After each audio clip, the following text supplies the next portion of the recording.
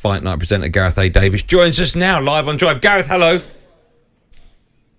Golders, Mr. Sherwood, how are you? We're good. We're very well. Listen, I get from listening to that interview you did with him, he's a very relaxed Anthony Joshua. Did that come across? Would you agree with that? Yeah, absolutely. He does come across as relaxed, and I'll tell you why. Because the shackles are off. We saw that emotion, the dropping of the belts against Alexander Usyk when we were there for talkSPORT last August. For the first time in 13 fights, his last 12 fights going back 6 years have all been world title fights, remember.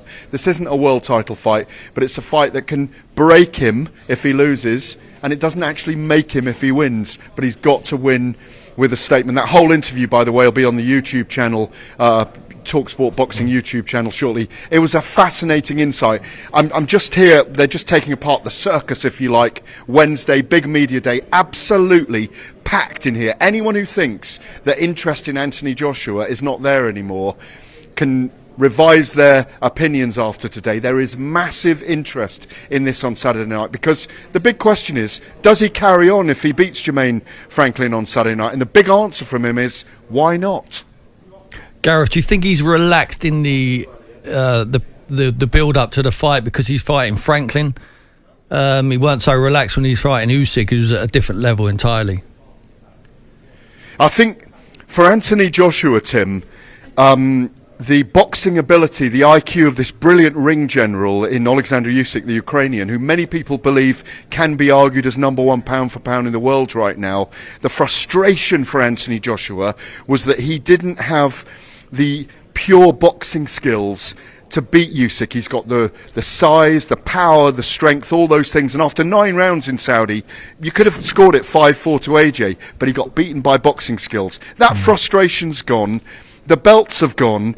He's enjoying himself. He knows he's relaxed. He's got the wisdom of having lost 3 times in 5 fights, if I can put it that way. He's an extraordinarily wealthy man already. He's probably got 3 fights left after this, really.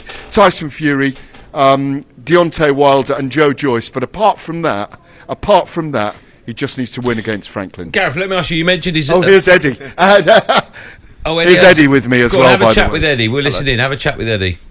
Well, no, Andy Galton, Tim Sherwood, just asking Eddie, does he seem like a different AJ this week? And I said, yeah, in some ways, because the shackles are off. He's had 12 world title fights in a row. This isn't a world title fight. It doesn't make him if he wins, but it breaks him if he loses. So he's got to have the wisdom mentality of, I just need to go in there, enjoy the week, be myself, but go in there and do what I've done with Derek James, which is train in a different way for 3 months. Yeah, I think different kind of pressure this time around. Yeah, he took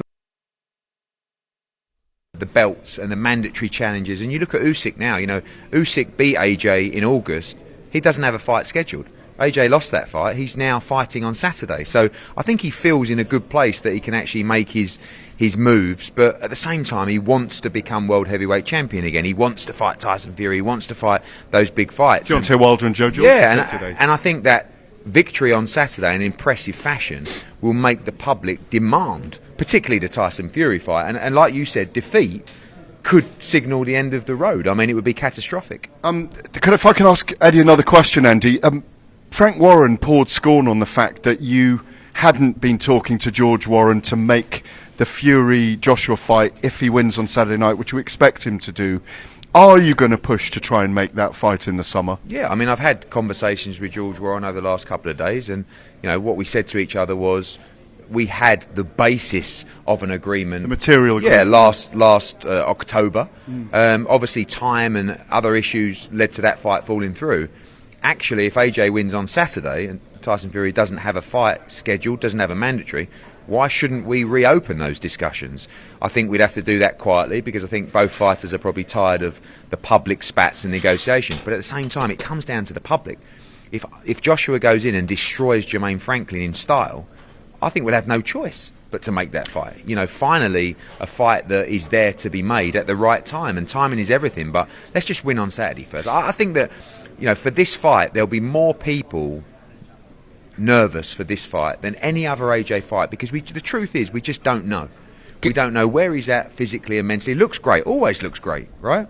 You know, we don't know how good the chin is. We don't know how good the engine is. We don't. There's so many unanswered questions, and you're up against an American fighter who's very well schooled, who has a chance to change his life. And AJ mustn't let him get momentum in this fight. He's got to hit him hard and fast early and take him out. I'm just going to relay a question from Andy Goldstein to you. Eddie can't hear you, but just relay the question, Andy. I was just going to ask, my understanding is there's still a few tickets available, which is quite unusual for an Anthony Joshua fight. Of course, in the past, AJ has sold out Wembley Stadium. Why is that? Does he still have the same pool? Is that a worry for Eddie? Is it a worry from Andy Goldstein that if there's a few tickets left for this event when he normally sells out Wembley Stadium? There is about 140 tickets left out of nearly 17,000. Do you two want one?